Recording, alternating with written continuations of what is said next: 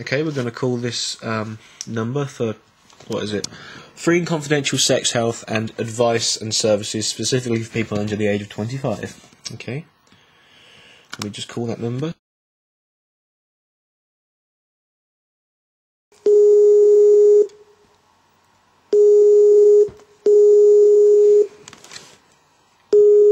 Hi, it's Brooke. Your call is confidential. How can I help? Hi, am I talking to Brooke?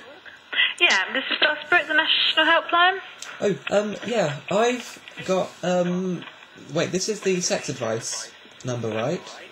Yeah, sexual health information, yeah. Okay, well, I've got a thing, and I'm not really sure, well, A, the legal stance of it, and, B, I guess it's the morality, really.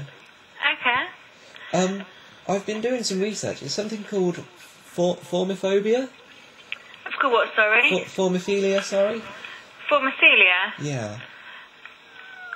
Tell me a little bit more about it. Well, it involves, well, it involves insects, really. It's, sorry, the line's really crackly. Sorry, I can't hear you very well. It involves what, sorry? So is this a little better? A little bit, yeah. It involves, insects and, like, small bugs.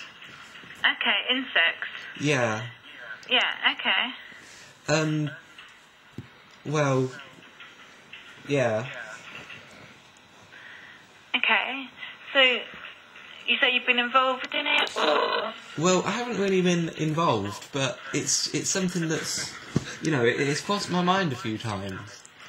And, okay. well... You like the thought? Well, it happened again last night, but there's also a recurring dream which I'm having, which is... You enjoy it? Well, I'd like to say it's quite pleasant, but if you think about the actual process, then I'm guessing it's not. Okay, so in the dream, what's happening in the dream? Well, it starts off, you know, fairly normal. I get up in the morning and I start leaving for school. Mm-hmm. But on the way, I cross through a forest. I'm not sure why or where it is. I'm not sure if that's anything to do with, you know, a subconscious form of something or other. But I end up going through the forest and I trip over a branch or a root or something. And then I end up, like, on the ground and in the mud. And I notice that I'm not actually wearing anything. Okay. And there are, like, I'm not really sure what kinds of insects there are. Just a lot of them, really. Like, crawling all over. Okay. And, well, I know this isn't really normal, because... You don't know anyone else? I've never heard of anyone else with a problem, really, but, I don't really know the legal stance of it. I mean, if I was to act upon this dream, would that be bad? Well, in terms of using insects for sexual pleasure, do you mean? Or? Yeah, sort of, yeah. Well, involving animals or anything like that is against the law for sexual pleasure. So it's not, but from what you're saying, like, it's a kind of a fantasy. Yeah. And quite often people can have fantasies and not actually want to take and actually have it in reality. So quite often dreams are kind of like the subconscious telling us something else, if that makes sense. Yeah. I wouldn't know what that would mean or anything.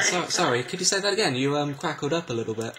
I'm sorry, yeah, quite often dreams are, the subconscious and things that, things that have happened maybe throughout the day or things that you've been thinking about, that kind of thing. But say if they pop up on night, well, I say pop up, but they occur on nights after days, relatively normal days. I've got up, I've gone to school, I've sat an exam, and I've come home again, so I guess that's not really anything out of the ordinary.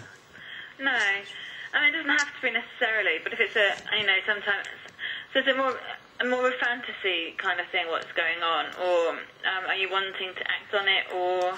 Well, for the moment, it's just a dream, but knowing me as me, I tend to act on impulse.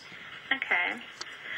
Well, I mean, involving insects and anything like that in a sexual act, is illegal. Right. So, so if you were to act on it, then you would be committing an offence if you involve animals in sexual pleasure. But what if I say, like, I didn't say that it was for a sexual pleasure, and it was, say, did you ever see that programme, what was it called? Get Me Out of Here? Oh, right, celebrity. When they're in tubs of animals or something, I could say I'm reenacting something like that. You could, but yeah, I mean, I'm just giving you what you do and don't do is up to you, and whether you decide to choose to act out this fantasy or this dream or whatever. But it is still illegal. Right. To have sex or any kind of sexual involvement with an animal. So even if you, whoever you tell or whatever, you're still breaking the law by involving animals in a sexual act, even if it is an insect. Okay. I mean, if you're worried about it, or if you'd rather not go through it, then I mean, there's like counsellors, like psychosexual counsellors and things like that. You could see to talk through things like this with, if that would help. So there are actually groups of people I could go to say, like, stop the dreams or thoughts or something. Yeah, or to talk through the dreams at least. So yeah, there's like just being a regular counsellor, or you can maybe see a psychosexual counsellor as well. Well, I could try.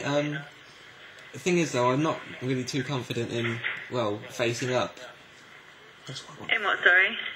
In, like, owning up to the problem, which is why I'm doing it over the phone rather than, say, going to... I mean, some counselling services can do it over the phone. Is that a possibility? Sometimes, not everywhere, but some places can offer that service.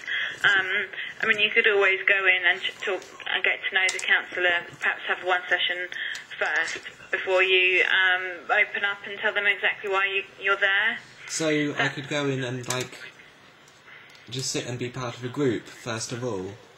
Yeah, it doesn't even have to be a group, it'll just be one-to-one. Okay. So, and you can just have a chat with one counsellor and just kind of go through with...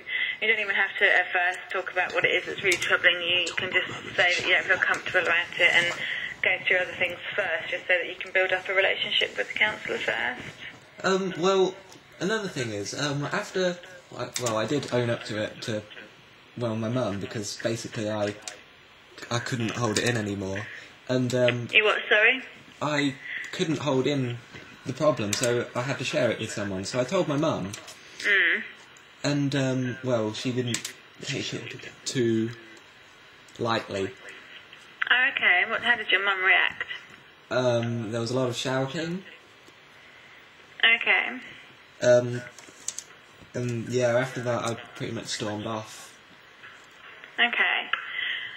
So are you worried that that's going to happen again with somebody else? Yeah. Well, a counsellor wouldn't do that, because they wouldn't